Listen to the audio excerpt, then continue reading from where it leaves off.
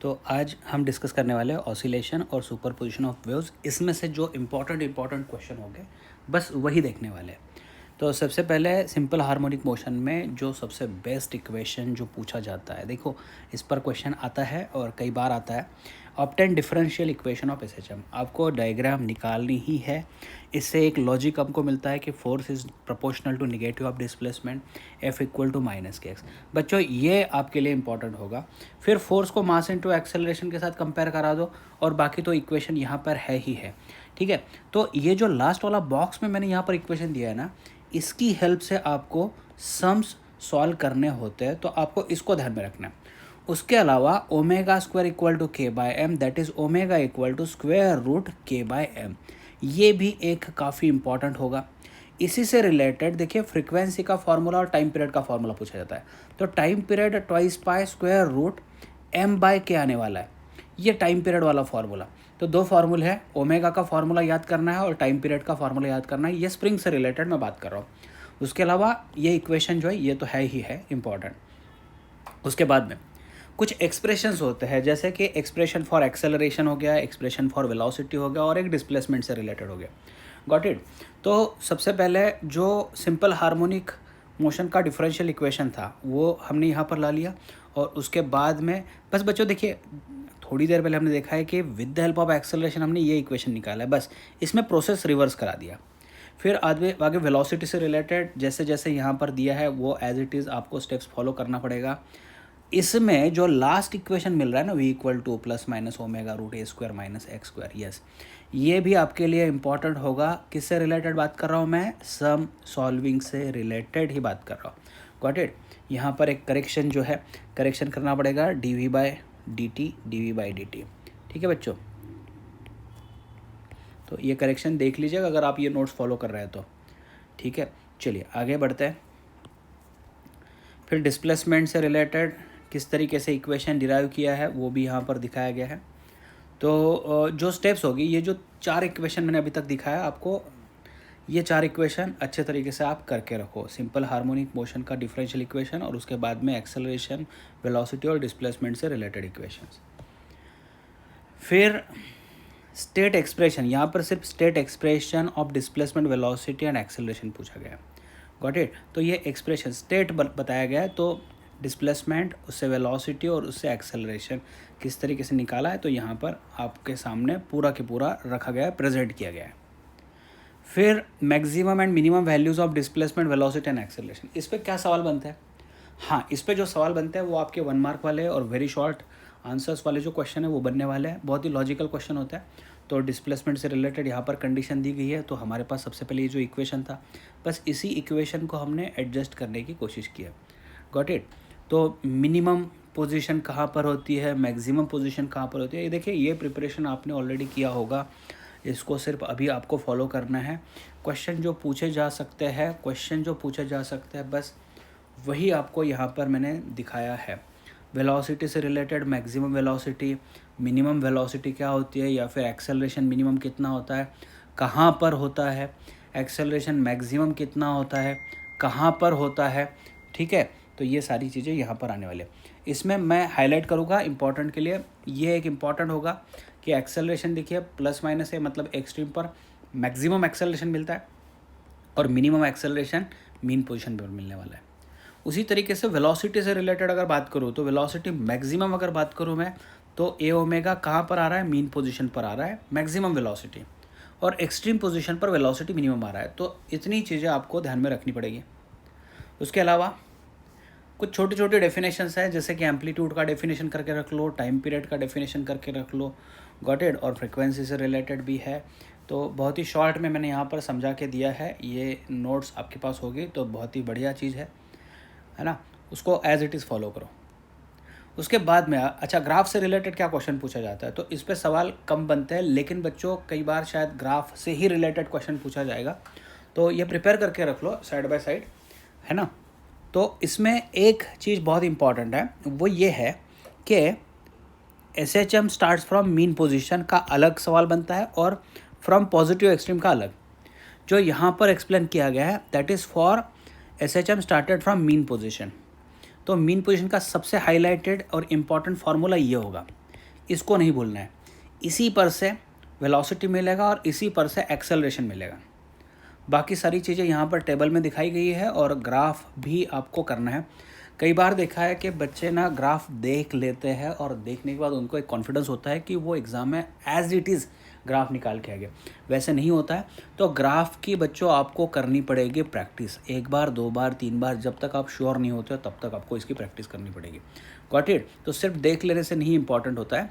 इसमें और एक चीज़ है कि डिस्प्लेसमेंट का अगर आप ग्राफ सही ला लेते हो तो एक्सेलरेशन का ग्राफ देख लीजिए, मिरर इमेज है, तो एग्जैक्टली मिरर इमेज आ रहा है ना। तो उस तरीके से इसको समझ लेना है। उसके बाद स्टार्टेड फ्रॉम पॉजिटिव एक्सट्रीम, अगर इस पर तो सवाल कम बनते हैं, लेकिन देखिए कैसे होता है, बहुत घाई गड़बड़ में एग्ज़ाम हॉल में क्या होता है, आप फ्रॉम मीन पोजीशन पूछा है या फिर फ्रॉम पॉजिटिव एक्सट्रीम पूछा है, ये नहीं देखते हो और एक ही जो रट्टा मारा होता है वो एक ही सवाल का जवाब लिख लेते हो आप लोग। वैसे नहीं करना है। यहाँ पर पॉजिटिव एक्सट्रीम पूछा गया है तो उसके हिसाब से फाई की वैल्यू रख दो और x equal to a cos omega t. बीच का मैटर अगर भूल भी जाते हो तो x equal to a cos omega t, इसको डिफ्रेंशिएट करा दो, इसको वापस से डिफ्रेंशिएट करा दो, तो ये सारी चीज़ें आपके सामने होगी। इसमें भी ग्राफ अगर आप नोट करते हो तो ग्राफ डिस्प्लेसमेंट और एक्सेलरेशन का एग्जैक्ट मिरर इमेज मिल रहा है। तो ये दोनों एक दूसरे को कॉम्प्लीमेंट्री, आप समझ सकते हो कि किस तरीके से हमारा इक्वेशन सही है या गलत है। Okay, yes. एक्सप्रेशंस पर सवाल पूछते हैं क्या, तो एक्सप्रेशन पर सवाल तो कम पूछे जाते हैं इस पर, जो काइनेटिक पोटेंशियल और टोटल एनर्जी, लेकिन इस साल के लिए मैं बोलूँगा कि हाँ ये इम्पॉर्टेंट है, इसको आपको करके रखना है। बहुत ही शॉर्ट तरीके में मैंने यहाँ पर आपके लिए आंसर निकाल के दिया है, इसको लिख लेते हो तो मार्क्स आपको मिलने वाले हैं। ठीक है, तो काइनेटिक एनर्जी का ये फॉर्मूला।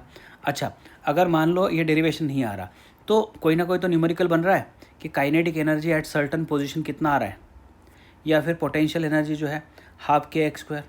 टोटल एनर्जी अगर आप देखोगे तो काइनेटिक प्लस पोटेंशियल का एडिशन हो गया है ना, तो इससे हाफ एम ओमेगा स्क्वायर ए स्क्वायर आ रहा है। तो कई बार ये सारी चीज़ें प्रूव कराना होता है, या फिर सही से बताया जाए तो सिर्फ काइनेटिक एनर्जी का एक्सप्रेशन, पोटेंशियल एनर्जी का एक्सप्रेशन और टोटल एनर्जी का एक्सप्रेशन, ये आपको ध्यान में रखना है। ओमेगा को अगर इन टर्म्स ऑफ फ्रीक्वेंसी लिखते हो तो ट्वाइस बाय एफ लिखना पड़ेगा, और उसका स्क्वायर होने की वजह से ये थोड़ा सा दिखने में अलग दिखने वाला है, लेकिन है इक्वेशन यही, सिर्फ थोड़ा फॉर्मेट चेंज करा के दिख रहा है। यस, ये ग्राफ भी इम्पॉर्टेंट है। सिर्फ ग्राफ पर ही सवाल पूछा जाए तो आपको ग्राफ डिस्प्लेसमेंट और एनर्जी का ग्राफ इस तरीके से लिखना पड़ेगा, ड्रॉ करना पड़ेगा। इसकी भी आपको करना पड़ेगा बच्चों प्रैक्टिस, सही ढंग से प्रैक्टिस करो। पेंडुलम, हाँ ये इम्पॉर्टेंट होगा। पेंडुलम की आपको डायग्राम सही होनी चाहिए। इसमें एक ही दिक्कत होगी, इसमें टेंशन के लिए भी टी आ रहा है और टाइम पीरियड भी आ रहा है, तो इसलिए मैंने क्या किया, टेंशन के लिए टी डैश ये वर्ड रिजर्व कर दिया और टाइम पीरियड के लिए मैंने यहाँ पर टी डाल दिया। तो दोनों में फ़र्क है। ये डेरिवेशन किस तरीके से, तो बहुत ही शॉर्ट और अच्छे सही तरीके से मैंने यहाँ पर दिया है, पूरा एक्सप्लेनेशन दिया है और इसी को आपको फॉलो करना है और इसी तरीके से आंसर इसका निकालना होगा। तो यस, मैं इसको इम्पॉर्टेंट बोलूँगा, time period of pendulum important होगा ही होगा। या फिर सीधे सीधे इस पर सवाल बन जाएगा, टाइम पीरियड ऑफ पेंडुलम निकालो। इसमें और एक सवाल होता है जो इम्पॉर्टेंट होता है, वो होता है सेकंड्स पेंडुलम। अच्छा, ये कुछ लॉज है, तो लॉज तो कुछ दिक्कत नहीं है। T directly proportional to root of length, T inversely proportional to square root of acceleration due to gravity, है ना। जो इंपॉर्टेंट है वही है सेकंड्स पेंडुलम। यस, जिसका टाइम पीरियड ना 2 सेकंड हो, जिसका टाइम पीरियड 2 सेकंड हो, तो इसको आप सॉल्व कर लो तो लेंथ अप्रॉक्सीमेटली 1 मीटर मिल जाएगी। यस, कई बार पूछा जाता है what is time period of seconds pendulum, कितना होता है बच्चों, तो 2 सेकंड। यस, फिर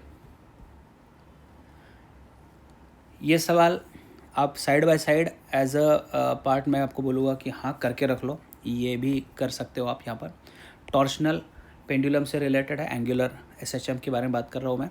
तो मेटालिक डिस्क सही ढंग से निकालो, टॉर्क माइनस सी थीटा, और इसी को आई अल्फ़ा से इक्वेट करा के फिर बाकी का इक्वेशन निकाल सकते हो। Time period 2 pi root I by c, got it. तो सी रिस्टोरिंग टॉर्क पर यूनिट एंगुलर डिस्प्लेसमेंट होता है। तो हाँ ये इम्पॉर्टेंट होगा, इसको प्रैक्टिस करके रख लो। इसमें अगर बात करूँ मैं मैग्नेट से रिलेटेड, तो टाइम पीरियड पर ही मैं ज़्यादा फोकस करूँगा, टी इक्वल टू ट्वाइस पर root I by M B. बाकी डेरिवेशन यहाँ पर है, आपको बाकी कुछ नहीं। देखिए ये एक्चुअली 11th स्टैंडर्ड में से उठाया है, तो torque equal to M B sine theta लिखना है। फिर छोटा सा वर्क डन जो करना होता है उसमें, by very small amount it is displaced, है ना। तो ये टॉर्क जो होगा, सॉरी ये जो टॉर्क होगा, टॉर्क को ही आप आई अल्फ़ा से मैच करा के देखो, एम बी साइन थीटा की जगह पर थीटा डाल दिया, है ना। तो इससे रिलेटेड यहाँ पर पूरा के पूरा डेरिवेशन दिया गया है। उसके अलावा रेजोनेंस पर क्वेश्चन पूछे जा सकते हैं, इससे रिलेटेड ये डायग्राम रेफ़र करना पड़ेगा और इसी डायग्राम को आपको यहाँ पर एक्सप्लेन करना है इन टर्म्स ऑफ रेजोनेंस। और रेजोनेंस पर क्या होता है, एम्पलीट्यूड का स्क्वायर बहुत ज़्यादा हो जाता है ना। तो ये फोर्स्ड ऑसिलेशन वाली एक केस आ गई है, तो फोर्स्ड ऑसिलेशन वाली डेफिनेशन भी आपको ध्यान रखना है, इसके लिए भी एक ही रेफरेंस डायग्राम है। और रेजोनेंस अगर है तो रेजोनेंस के लिए भी यही डायग्राम का इस्तेमाल हमें करना होगा। उसके बाद में बच्चों ये एक्स्ट्रा पॉइंट हो गया, इसके रिज़ल्ट आपको ध्यान में रखना है। अगर मान लीजिए दो स्प्रिंग सीरीज़ में लगाए जाते हैं तो इफ़ेक्टिव स्प्रिंग कांस्टेंट, मतलब इन दो स्प्रिंग की जगह पर मैं एक ही स्प्रिंग इस्तेमाल करूँ या इन दोनों स्प्रिंग की जगह पर मैं एक ही स्प्रिंग इस्तेमाल करूँ, तो उसका के सीरीज़ कितना होगा, तो 1/k equal to 1/k1 plus 1/k2। अगर आइडेंटिकल स्प्रिंग है सारे के सारे और कई सारे स्प्रिंग है तो 1/k equal to n/k, that is k equal to k/n। तो स्प्रिंग कांस्टेंट यहाँ पर डिवाइडेड बाय n होता है। उसके अलावा पैरेलल कॉम्बिनेशन दिखाए गए कुछ, तो पैरेलल कॉम्बिनेशन इस तरीके से, यहाँ पर बच्चों का कन्फ्यूजन हो सकता है, ये लग सकता है आपको सीरीज़, लेकिन ये बच्चों है पैरेलल। कैसे है, क्यों है, इसमें भी दिमाग नहीं दौड़ाना आपको पैरेलल कॉम्बिनेशन के लिए इफ़ेक्टिव स्प्रिंग कांस्टेंट, मतलब इन दोनों की जगह पर एक सिंगल स्प्रिंग अगर मैं डाल दूँ और ब्लॉक उतना ही ले लूँ, वही ले लूँ, तो स्प्रिंग कांस्टेंट का जो मतलब ये जो इन दोनों का इफ़ेक्टिव स्प्रिंग कांस्टेंट होगा वो k1 प्लस k2 होगा। n आइडेंटिकल स्प्रिंग्स है तो सारे के सारे ऐड ही होने वाले, ठीक है। ये हो गया ऑसिलेशन से रिलेटेड सारा पार्ट। फिर आता है वेव्स से रिलेटेड थोड़ा हम लोग डिस्कशन कर लेते हैं। वेव्स में क्या क्या इंपॉर्टेंट है, तो वेव्स में डेफिनेशन आ गई, ये डेफिनेशन यहाँ पर दी गई है। उसके अलावा प्रॉपर्टीज़ होती है प्रोग्रेसिव वेव की, तो यस ये सारी की सारी आपको ध्यान में रखना पड़ेगा। सारी की सारी मतलब मान लीजिए 3 मार्क्स का क्वेश्चन पूछा जाए तो एनी 6 आपको ध्यान में रखना होता है, ओके। तो ये अच्छे तरीके से करके रख लो। उसके अलावा रिफ्लेक्शन फ्रॉम डेंसर मीडियम, तो ये सही तरीके से आपको समझना है, आपको डायग्राम आनी चाहिए यहाँ पर। और उसके बाद में जो एक्सप्लेनेशन दिया गया है, इसमें कई बार 1 मार्क्स से रिलेटेड सिर्फ सीधा सीधा क्वेश्चन पूछा जाता है कि अगर डेंसर मीडियम से रिफ्लेक्शन होता है तो फेस चेंज होता है क्या, तो हाँ फेस चेंज होता है 180 डिग्री से, या फिर आपको बताना है बाय रेडियन से फेस चेंज होता है, ओके। अगर रेयरर मीडियम से रिफ्लेक्शन हो रहा है तो यहाँ पर एक रिंग वाला एग्जांपल दिया है और इसमें भी नो फेस चेंज वाला कॉन्सेप्ट आता है। डेंसर से फेस चेंज बाय पाई आया था और यहाँ पर फेस चेंज बाय 0 मतलब नो फेस चेंज, ये चीज़ बतानी है। और crest is reflected as crest होता है, गॉट इट। तो छोटे छोटे कॉन्सेप्ट्स है, इसी पर ज़्यादा फोकस करो आप, यही में सारे मार्क्स आते हैं। यस ये एक इम्पॉर्टेंट है कि आपका जो प्रोग्रेसिव वेव है, प्रोग्रेसिव वेव का ये एक इक्वेशन होता है, तो मैंने शॉर्ट में यहाँ पर दिखाया, इसको मार्क मिल जाएगा आपको सिर्फ ध्यान में रखना है कि k का मीनिंग 2π/λ होता है, एंगुलर वेव नंबर जो होता है, ठीक है। एंगुलर वेव नंबर या एंगुलर वेव लेंथ भी बोल सकते हैं हम लोग इसको, एंगुलर वेव लेंथ, ओके। और ये एंगुलर फ्रिक्वेंसी हो गया। तो इसमें आपको k की जगह पर 2π/λ और ओमेगा की जगह पर 2πf लिखना है और ये सॉल्व करना है। तो अलग अलग इक्वेशन देने होते हैं, स्टेट एक्सप्रेशंस बताया गया है, तो अलग अलग एक्सप्रेशन यहाँ पर दिखाए गए हैं, ठीक है। तो मेन फार्मूला तो यही होगा, इसी पर फोकस करो और ये दोनों की हेल्प से आपने अलग अलग इक्वेशन यहाँ पर दिखाए हैं। डिफाइन स्टेशनरी वेव करके रख लो, यस। अच्छा अभी यहाँ पर है derive an expression for of stationary wave on a stretch string. तो इसमें क्या क्या कंडीशन इंपॉर्टेंट है, तो पहले तो अगर आपकी तैयारी हो चुकी है तो इसको करने में कोई दिक्कत नहीं है, लेकिन बहुत ही छोटे छोटे सवाल अगर बनते हैं तो सवालों में क्या क्या बनता है वो देख लो। डिस्टेंस बिटवीन 2 सक्सेसिव नोड्स λ/2 ये इंपॉर्टेंट है। Distance between 2 successive antinodes λ/2 ये इंपॉर्टेंट है। और distance between node and adjacent antinode λ/4 ये इंपॉर्टेंट है, गॉट इट। तो ये जो बॉक्सेस मैंने दिया है ना, 1 ये 2 और ये 3, बस इस पर छोटे छोटे सवाल बनते हैं बच्चों। अच्छा इस पर न्यूमेरिकल अगर आ जाए तो क्या होगा, तो न्यूमेरिकल बनता है अगर, तो मान लीजिए ये इक्वेशन दिया है और ये इक्वेशन दिया है, ये दो वेव्स है। तो इस पे से अगर पूछा जाए कि distance between node adjacent nodes, तो नोड्स के लिए क्या ज़रूरी है बच्चों? Successive nodes, λ/2। लैम्बडा कहाँ से मिलेगा आपको? तो ये जो k होता है ना, मतलब x के साथ में जो होता है वो k, तो k की जो वैल्यू होगी उसको 2π/λ से मैच करा लो। इससे आपको लैम्बडा मिल जाएगा, और जैसे लैम्बडा मिल जाता है λ/2 करा दो। तो इसकी थोड़ी प्रैक्टिस कर लो आप। ये जो बॉक्सेस मैं बता रहा हूँ ना, ये यस इंपॉर्टेंट है। हार्मोनिक्स ओवरटोन, यस इससे पहले भी इस पर सवाल आ चुका है, इसको भी सही ढंग से आपको करना है। फिर अच्छा, ये कुछ टेक्निकल टर्म्स है, इसमें जो सवाल पूछा जाता है उस पर मैं डायरेक्टली आऊँगा। तो it is related to pipe closed at one end वाली सिचुएशन है, pipe closed at one end वाली। तो डायग्राम इंपॉर्टेंट है, इक्वेशन इंपॉर्टेंट है, ये फंडामेंटल फ्रीक्वेंसी का फॉर्मूला आपके लिए होगा मोस्ट इम्पॉर्टेंट। क्वेश्चन पूछा जाता है जिसमें पाइप की लेंथ बताई जाती है, वेलोसिटी और फर्स्ट रेजोनेंस मिलता है जब उसकी फ्रीक्वेंसी पूछी जाती है। तो n = v/4l है, तो v दिया है, l दिया है, तो आपको फंडामेंटल फ्रीक्वेंसी मिल जाएगी। अच्छा, इसकी स्पेशलिटी, इस इंस्ट्रूमेंट की स्पेशलिटी ये है कि जो फ्रीक्वेंसीज होती है 1s2, 3s2, 5s2, 7 में होती है, मतलब ऑड हार्मोनिक्स प्रेजेंट होते हैं। तो दूसरा सवाल आपका जो बन रहा है ना, इसमें पूछा जाता है pipe closed at one and का क्वेश्चन पूछा जाता है, तो ऑड हार्मोनिक्स आर प्रेजेंट 1, 3, 5, 7। मतलब मान लीजिए पहला 100 है तो दूसरा 300 वाला फ्रीक्वेंसी जनरेट होगा, तीसरा 500 वाला जनरेट होगा, चौथा 700 वाला जनरेट होगा। Got it. और उसके अलावा यहाँ पर ना देखिए कैसे दिया है, ये जो है ये फंडामेंटल है, ये जो है ये फंडामेंटल है, और उसके बाद जो फ्रीक्वेंसी मिली है ये, इसको हम लोग ओवरटोन बोलते हैं। तो फर्स्ट ओवरटोन 3 हार्मोनिक मिला के बन रहा है, फर्स्ट ओवरटोन 3 हार्मोनिक्स मिला के बन रहा है, सेकेंड ओवरटोन 5 हार्मोनिक मिला के बन रहा है। तो यहाँ पर एक शॉर्ट फार्मूला दिया, मान लीजिए किसी ने आपको बोला कि 7th ओवरटोन के बारे में बता दो, तो 2 × 7 + 1 × n 15n। तो 7th ओवरटोन 15 हार्मोनिक्स मिला के बन रहा है। तो ये छोटे छोटे सवाल बन रहे हैं बच्चों, odd harmonics 1s2, 3s2, 5s2, 7 है ना, ये नंबर ध्यान में रख लो, फंडामेंटल वाला ध्यान में रख लो, बाकी तो डेरिवेशन आपको भले ही करना है। फिर सेकंड जो होता है ना, pipe open at both and वाला क्वेश्चन, इसमें भी आपका जो फंडामेंटल वाला कॉन्सेप्ट होगा उसको ध्यान में रखना है कि n = v/2l।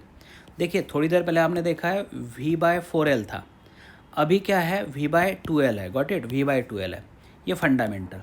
अच्छा, first overtone twice of fundamental, second overtone thrice of fundamental. मतलब इसमें क्या हो रहा है ना, ऑड नहीं है, इसमें ऑल चल रहा है, ऑल हार्मोनिक्स आर प्रेजेंट, मतलब 1, 2, 3, 4। मतलब मान लीजिए 100 है फंडामेंटल, तो 100 के बाद 200 मिलेगा, फिर 300 मिलेगा, 400 मिलेगा, मतलब सारे के सारे मिल रहे हैं, 1, 2, 3, 4 के रेशो मिल रहा है। तो ये आपको ध्यान में रखना है। इसके लिए शॉर्ट फार्मूला भी है, मान लीजिए 7th ओवरटोन, तो 7th ओवरटोन कितना, 7 + 1 fundamental, that is 8th of fundamental मिल रहा है ना। ये आसान होता है, इन दोनों में रिलेशंस आपको समझना पड़ेगा। फिर स्ट्रिंग से रिलेटेड स्ट्रेच्ड स्ट्रिंग वाला क्वेश्चन, यस बच्चों ये इम्पॉर्टेंट है, करना पड़ेगा, ये इम्पॉर्टेंट है, करना पड़ेगा। इसमें सिर्फ velocity of wave on a stretch string √T/μ, इसको ध्यान में रखो। इससे रिलेटेड जो फंडामेंटल है ये अलग है। कई बार बच्चे यहाँ पर कंफ्यूज हो जाते हैं कि n = v/λ रख दिया, v/2l रख दिया, तो बच्चों को लगता है कि ये तो वेलोसिटी ऑफ साउंड है। वेलोसिटी ऑफ साउंड कहाँ से है, यहाँ पर तो स्ट्रेच स्ट्रिंग चल रहा है ना, तो स्ट्रेच स्ट्रिंग वाला जो था उसका वेलोसिटी का फार्मूला अलग है ना। फिर यहाँ पर 2 लूप तैयार हो रहे हैं, तो ट्वाइस आ गया। फिर यहाँ पर देखिए 3 लूप है, सेकंड ओवरटोन में 3 लूप होते हैं, तो यहाँ पर थ्राइस एन आ गया। तो जितना लूप होगा उतना फंडामेंटल फ्रीक्वेंसी को मल्टीप्लाई करना पड़ेगा, मतलब 3 loop multiply by fundamental, 2 loop है तो फंडामेंटल को मल्टीप्लाई कर दो, है ना। तो ओवरटोन से रिलेटेड देखो, ये उसी तरीके काम कर रहा है जैसे ओपन पाइप वाला कॉन्सेप्ट था, बस उसी तरीके से ये काम कर रहा है यहाँ पर। चलो ठीक है, तो ये करके रखना है बच्चों। इस पे क्वेश्चन जो बनते हैं फंडामेंटल, यस ये एक इंपॉर्टेंट होता है, जिसमें n inversely proportional to length, n directly proportional to root of tension, n inversely proportional to root of mu. Got it. तो ये छोटे छोटे एस्पेक्ट्स होते हैं, इन सारे को देख लो। तो यहाँ पर लॉ ऑफ लेंथ है ना, law of length, law of tension, linear density, ये सारी चीज़ें मैंने मेंशन किया है, गो थ्रू कर लो। चलिए उसके बाद एक्सपेरिमेंटल सेटअप होगा, तो ये डायग्राम की आपको करना पड़ेगा प्रैक्टिस। गॉट इट, ये करके रख लो। फिर बीट्स के बारे में, beats, waxing, waning, beats frequency, period of beats, ये डेफिनेशंस करके रखना है, अच्छे ढंग से कर लो। एप्लीकेशंस जो हो गए वो रट्टा मार लो, समझता है नहीं समझता है फिर भी आपको रट्टा मार के रखना पड़ेगा। अगर ये 2 मार्क का क्वेश्चन आता है तो आपको यहाँ पर ये 4 पॉइंट्स तो कवर कराने ही पड़ेंगे, मतलब हाफ हाफ हाफ और हाफ मार्क के लिए। तो एनी हाउ आपको ये प्रिपेयर करके रखना पड़ेगा, ठीक है। चलो इतना प्रिपरेशन